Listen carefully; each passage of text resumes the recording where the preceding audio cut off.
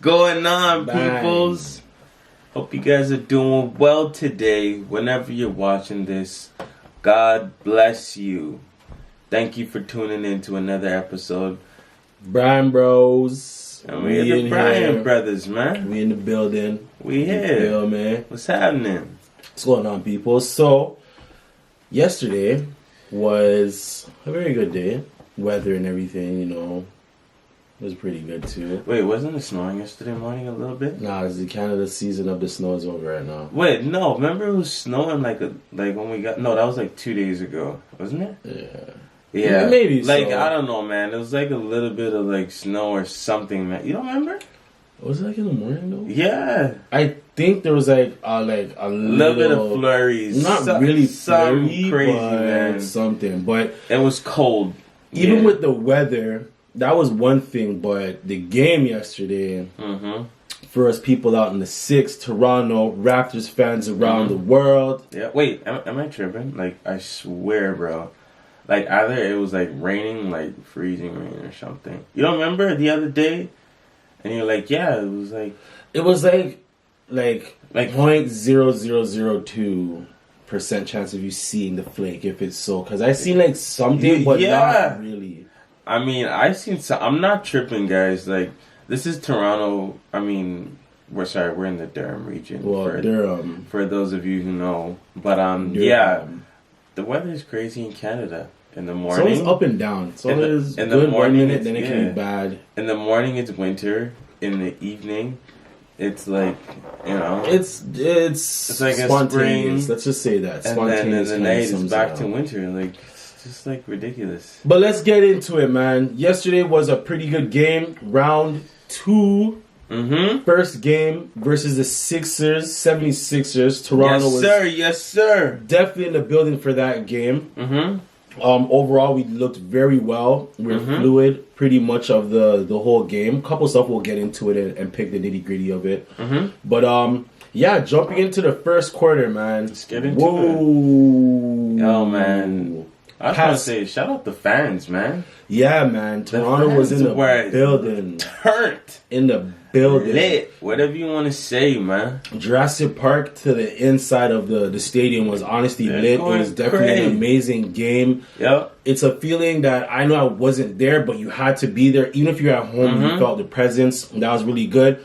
Starting off, right away, Pascal and Kawhi were like on flame. Like they were dealing with it from the jump. Pascal started off with a quick 2. I was like, okay, get your shots in, get yourself warmed up. He was practicing that shot, man. You could see there in the warm-ups. He was practicing that jumper. That's not usually a jumper that he takes, like that pull-up jumper. It's something he actually does take. The reason why I say that is because when he's open for it, he takes it without hesitation. Obviously, he likes to go to his post move, but he definitely had that on point. So Pascal was starting it off from the jump. Tobias tried to get right in with it too, hitting a 3. Philly looked like, okay, they were going to try and be assertive and set the tone from the jump. Ben Simmons was trying to get his lay moves. You see also a little bit too of Jimmy Butler trying to get aggressive within the game. He looked like he was more like on a driving type of vibe. He had his little come off the screen curl jump shot that was looking a little bit good. But like I was saying, off the bat, Raptors were kicking it in right away. Yep. Larry was effective when he needed to be, so I'll definitely say that with the first quarter. He looked for Pascal for a nice little alley. That was looking good. Yep. Philly was trying to keep it close. I forgot his first name, but Ennis the Third. That guy was definitely trying to... Yeah, he was trying to show something. He was getting aggressive, man. He was trying to bulldoze his way into the paint and make his presence be felt. And I just want to touch on Lowry for a minute because it's kind of a different feel to the Raptors. It's not really Lowry looking for a shot at this point. He's just looking to make plays.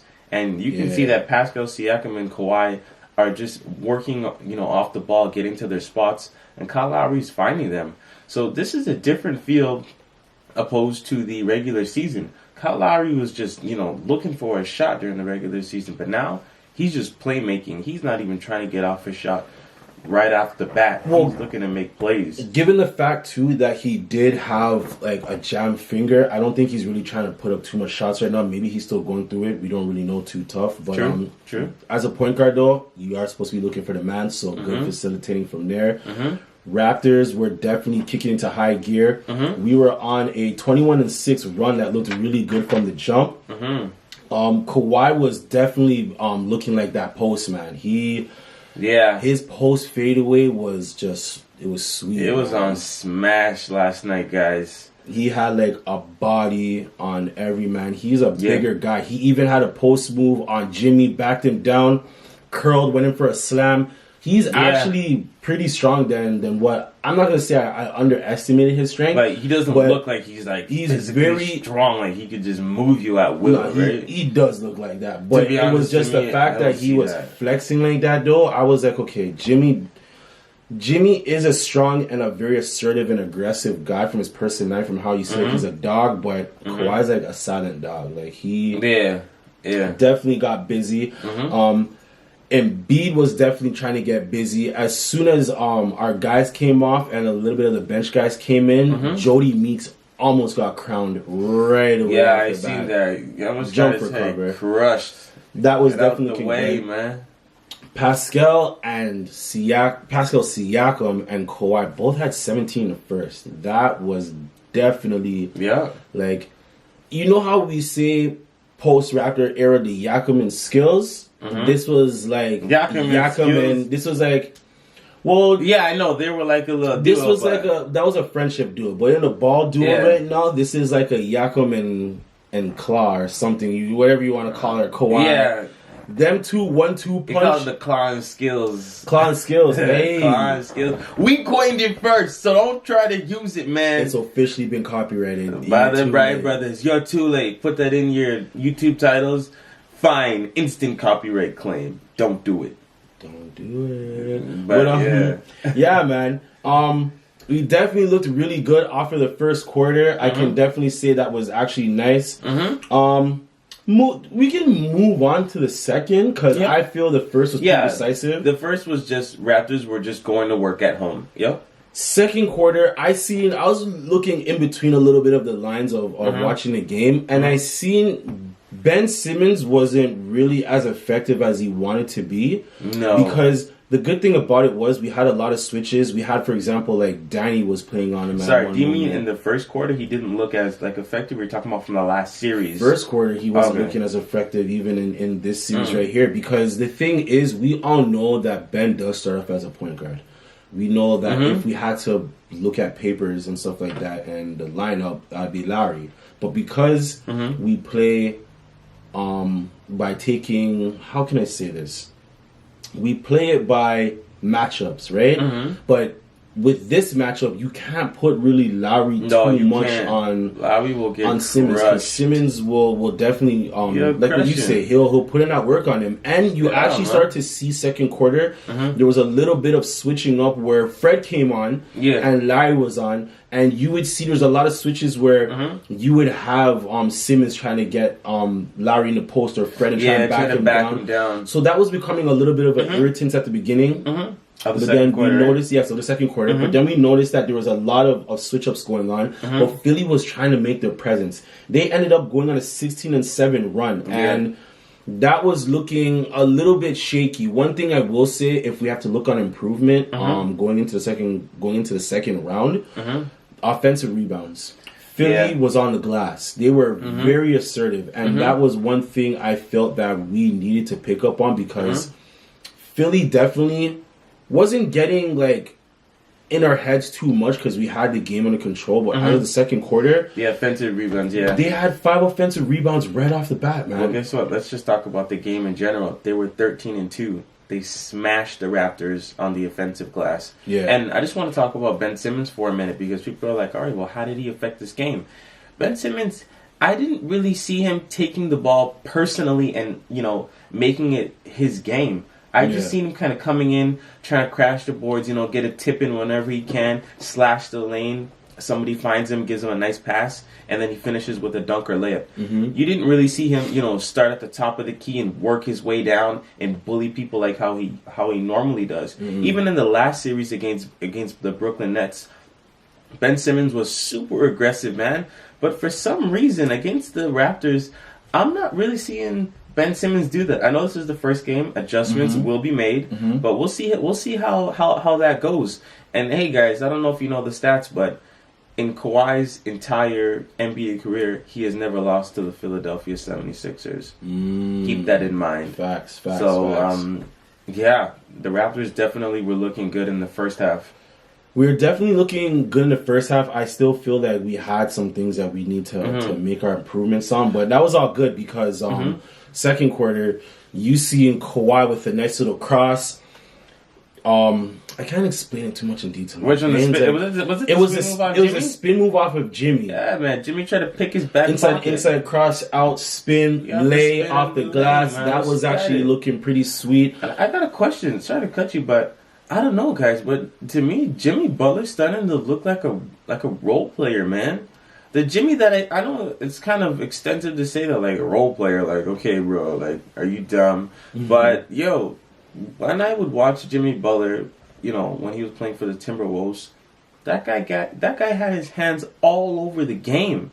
And now in Philadelphia, I'm not really seeing him, put up those numbers. I guess, like I said, like you say, each player, depending on what team that they're playing for, the system fits them. And it looks like this one, it's just not, built for Jimmy to really take that leadership role. I don't know. You pretty much said the reason why we see Jimmy, because remember this, when Jimmy was on Minnesota, he was first option. He was like the man team. He had Cat and everything, but you know what, the go-to guy, first or second option, you could say, was Jimmy. On this team here, he's like the third, fourth option, because you got Simmons that controls the ball majority of the time. You got Embiid that definitely needs his touches and looks. You got Tobias also that needs his look, and then Jimmy. So Jimmy fits in between third, fourth, I guess. JJ Redick, JJ's high up there as well, right? JJ's high there, but not over Jimmy. It looks like they run way more plays for JJ than Jimmy. The only reason why this game JJ was needed a lot more because we have the 3 points on smash. Philly does not have 3-point shooting like that. They don't. They can all hit it, majority of them, except Ben Simmons. Speaking of 3-pointers too, JJ started to get hot within the game. Man, if we had quarter, right? If we had to go into the third quarter, I think he hit 4 threes. That right guy was bat, he was getting really hot, lights out. There was a lot of screens that was going on, and our guys couldn't really beat them to the punch, but they were definitely making that run. They were making a case for it. JJ started to get a little bit emotional here and there. Danny was all getting in his head. They were battling together, man. And then at one point, JJ Redick was actually bleeding, man. His mouth looked like it was full of blood a little bit. He was trying to show the refs and make a case that, Danny kind of banged him in the face. But what are you going to do, man? Like, this is the playoffs, bro. Okay, he was bleeding. Yes, I get that. But guys get bullied in the playoffs, man. I feel third quarter even too. That's kind of where we showed our presence because we had a lot of steals that was going on, a lot of active defense hands. was on 10, man. Yeah, man. In the second half, defense was on 10. It was actually crazy because a crazy thing about it, our defense was on 10. But one thing that I noticed throughout this podcasting that we've been doing, we've been talking about the bench trying to get active too. Yeah, and this is like a side note, I guess, so to say. Did you know within about the 2-minute mark was the first point that our bench players scored, and that was Serge Ibaka? We were outscored heavily in terms of bench points. Bench of Toronto definitely needed a wake-up call. Yeah. It's honestly... Serge helped cap it off, but that was like the first points in the whole game. In a sense, you can say we're kind of lucky that our starters did take over the whole game because if this was a thing where it was like literally even it came down to our bench did not have too much of an effect until I say the fourth quarter. Serge Ibaka came alive. Serge Ibaka beating the brakes off at every shot, left, right, and center. Oh man, he was going crazy, man. But shout out to him for stopping that run from the bench, man. It was 16-2 Philadelphia in bench points, which is crazy. But like you said, Serge came in and he just said, you know what, honestly, it's a nice day still. We should have a block party. Like, yo, everybody come out. Yo. He brought everybody out, and this was out big time. Yeah, I even seen Kyle even do that. Yeah, he's throwing it up, man. Once that happens and he starts getting really aggressive and the blocking starts, you're done. Yes, sir. It, man, because that guy just intimidates. But me, yo, man. he even brought Kawhi out to the block party. He's like, yo, honestly, like, come out, enjoy yourself. And Kawhi came out to the block party, man. He had one huge block on Tobias Harris. Beat the brakes off of Tobias for Siakam for the open dunk. But he was driving Tobias. Yeah, he was driving hard. Like, yeah, I got this. Kawhi said, man, get that out of here, man. And he beat the brakes off of him. Yeah, man. Yo, guys, Armstrong. Toronto Raptors defense was on 10. Yeah. Listen, Kyle Lowry, I don't know how many steals this guy had, but you know what? We need to get into some points here. So for 38 minutes, Kyle Lowry had 9 points. I know you guys are saying only 9 points, but listen, guys, he's dishing the ball. He's not being selfish. He's facilitating. It's a good look. So he had 9 points, 3 rebounds, 8 assists. He was 4 for 10 from the field, and he was 0 4 in 3-point shooting. That's okay. But this is what I want to touch on. Well, his steals weren't that amazing, but let's just say he had active hands because, they didn't really give him, those steals, but he forced turnovers, which is amazing. But yeah, he's facilitating the ball, and that's what's changing in the Raptors. It's like the claw and skills. They're more dominating at this time. They're dominating the offense right now. Even speaking about turnovers, we were on point because points off of turnovers, we had 22 points off of turnovers. Amazing. We had about 21 fast break points. It just shows you we get the ball running up and down. The defense was definitely working. We're definitely really effective. Yeah. I can honestly say third quarter was like that was it. We were on point. Even like when it came to like switching, picking up a man, we left like nobody open. Obviously, there was like the 1-2 where we talked about JJ and other guys, but we continued that energy over into the fourth. Our guys started kicking it up. Sergi started to come alive on the offense and the defense, especially on the defensive end. That was looking really good. Kawhi once again was just getting everything. Was snapping, man. He was getting really aggressive. You hear him screaming on the charge. Yeah. Still made the basket. Yeah. I wanted him to go for 50. Yeah. He looked like he tried to pull a 3 and then he didn't hit. He's like, all right, I'm done. He's like, probably Nick's Nick Nurse took him out. But what I really want to touch on right now is how Marc Gasol shut down Joel Embiid. Big body. He shut down. Shut him down, guys. He shut down. Vujovic last round. Yeah, showing you that he's a big guy. Presence, man. He did the same thing in this game to Embiid. Embiid did put in his work and dropped his points. But as of like just putting a body on him, Marc Gasol did that. Yeah, it's to the point that even just the bigs in general, we shut down the bigs of the other team because last series, Boban looked like he was becoming a problem. He was knocking down those jump shots. Right? It was like he was quiet this game. Even though it was game 1, he seemed like he was quiet. But still, at least with game 1, you know that you're not at home. You still want to come out, pressing, saying, you know what? We don't care. We're not at home. Like, this is the playoffs. Like, we're trying to kill you guys. I know it's kind of aggressive, but that's it. So for the game, Joel Embiid played 30 minutes, 16 points, 8 rebounds, 2 assists. He shot 5 for 18 from the field, and he was 1 for 3 in 3-point shooting. Marc Gasol had the clamps on you, sir. Yeah. So, I mean, and also like how I brought up Jimmy Butler earlier, he played 38 minutes. He had 10 points. He got shut down. He didn't look like himself, to be honest, in this game. He didn't look like himself at all. Confidence was... He tried to be confident as much as he can and be aggressive when he can, but it just wasn't enough. The only guy I honestly felt that was playing like a dog, low-key, which you didn't really take in, or nobody, not you, but like what I felt people didn't take in, Tobias Harris. Although he had 14 points, 15 rebounds. That guy was a hog on the glass. Yeah. That's why I say... With this coming up, game 2, we gotta be assertive on the glass because these guys seem like that right now is their only advantage. Get ready for Monday, guys. Get ready. Buy your tickets. Plan how you're going down to the Raptors Square. Yeah, your homie's like, should we go? Go. Make sure You go and support. And this definitely was a true testament even to Pascal, because the post play was on point. He was hitting his twos, hitting his threes. The floaters were definitely on point. My guy had 29 and 7. He honestly, it's the proof is in the pudding, people. Yeah, it's his most improved player. 100%. There's no question, guys. If there's any way that you can vote for Pascal Siakam to be the most improved player, make sure you do that. Listen, man, I don't care if you live in Kitchener. I don't care if you live in Barrie. If you live in Windsor, you better support, Canada, man. Represent, man. Hey, man, represent Canada. Represent your Raptors, man. So let's get into Kawhi's big stats for the night, because he basically showed, like, listen, yeah, during the regular season, like, I'm just getting my feet underneath me and getting going again. And now it's playoff time. It's time to work. That load management paid off. So he played 38 minutes, 45 points, guys.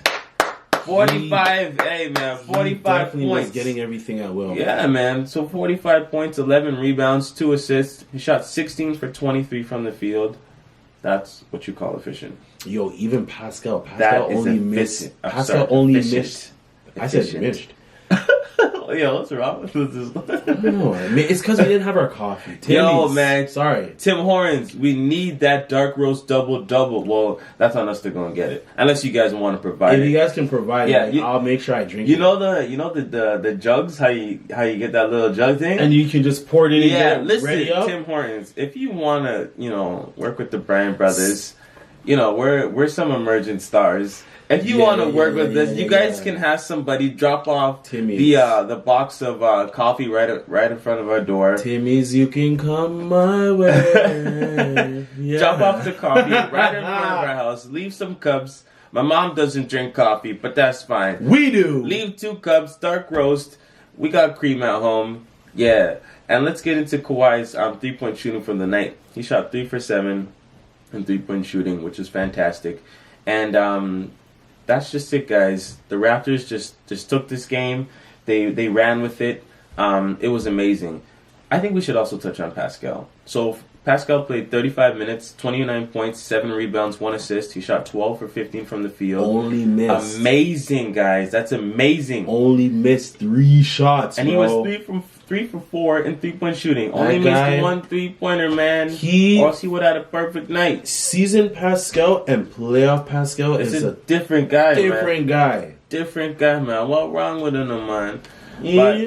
But amazing game, guys. Toronto Raptors. They take the first game in the series, 108-95. Definitely, man. So congratulations to the Toronto Raptors. Hey, man, wherever you live, if you're in the States and you're like, I like the Raptors, keep watching and keep supporting, man. Hey. Let's get it. Chuck, Ernie, Charles, and Shaq all said Raptors are taking this. Bro, listen, if Toronto Raptors win a championship, guys, you're going to have to shut down. You're going to have to shut down Toronto for a couple weeks. At least 2 max. All right? But let's get into the next game for the night, because this was a closeout game. I can't say it was a closeout game. I'll say this was game 7. This is a closeout game. Okay. If you're talking series wise, yes, Denver closed it out. But as in the game, okay. Everyone predicted. A lot of people did predict. I'm just gonna say this in general. A lot of people did predict that Denver was going to win it at home, which they did. The game was very, very, very close to me.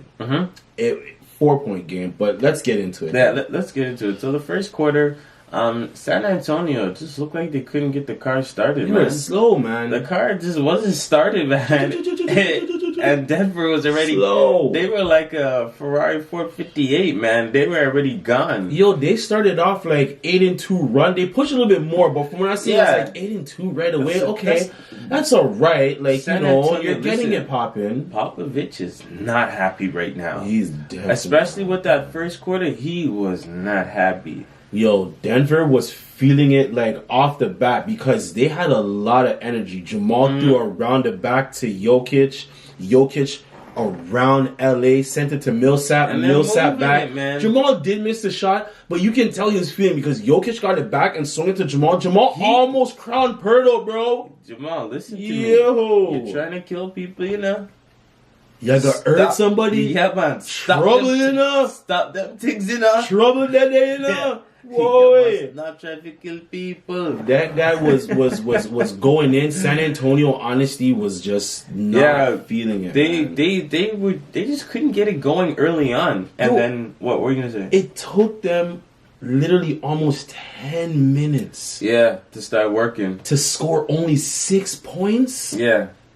10 minutes of play, and you guys only scored 6. You guys definitely were not feeling this game. But I think we can kind of skip over the second quarter and jump into the third, because that's when Rudy Gay really said, you know what? They were looking for somebody. They were just looking for anyone to get it going. Mm-hmm. And Rudy Gay took it upon himself. You see him when he got into the paint, and he was battling down low to try to score. 2 people. Rudy Gay and Brian Forbes. Yeah, okay. Were Brian Forbes. Really Forbes, you can hop into that mixture, because he was trying. He definitely did, man. A nice 19 and 6. He was hitting shots. He was hitting his threes. He was driving. The floater was looking good on the offensive end.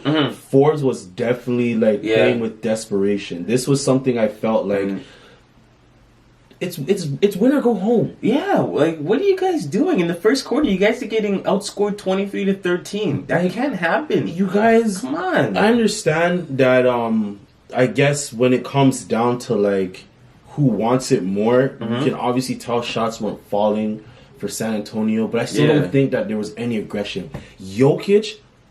LaMarcus Aldridge did not look like he could handle Jokic at all. Even second quarter, I know we can skip that, but he had a nice clean Dirk fadeaway. He was floating. Honestly, LaMarcus, I don't feel like he could really handle Jokic on this. Jokic's body is way too big, and plus he has footwork and he can pass the ball. So if he's not trying to get a shot, he's gonna make a play. That guy had a triple double, man. What are you gonna do with that? So he was beating up LaMarcus down low in the paint. And I think we can move on to the sauce for the night. This game was but let's get into the sauce for the night. Jamal. So Jamal Murray kind of got to switch off, and LaMarcus Aldridge, LA, kind of said, I'll take the challenge. I'll do you. He had no choice because that's and Jamal Murray just kind of said, all right, cross. What's happening? Step hezzy. Yeah, he hit him with the. Step back. Yeah. Hold it on his face. Like I said before. Cross. Oh, I'm going to shoot it. Your name's Jamal. You're born for greatness. Hint. Come on, man. Hint. You guys can go check that on the Bleacher Report, the score, wherever you want to find that. But that's the sauce for tonight. Thank you, Jamal, for opening up. He definitely that can of Classico, and that's definitely the a la vodka Classico, because he poured that sauce on and said But so the game basically was down to 4 points, and San Antonio, they got the steal. They kicked it out to Brian Forbes. He hit the layup, brought it within 4.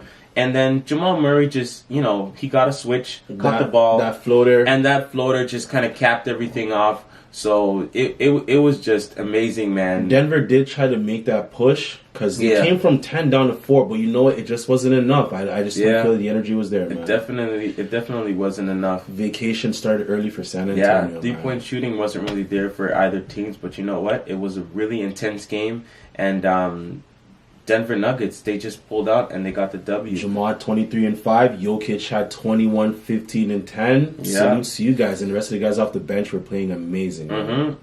And just to give a quick stat line, there's only 4 guys in double digits, for the Spurs, but very few even came over that 20-point mark.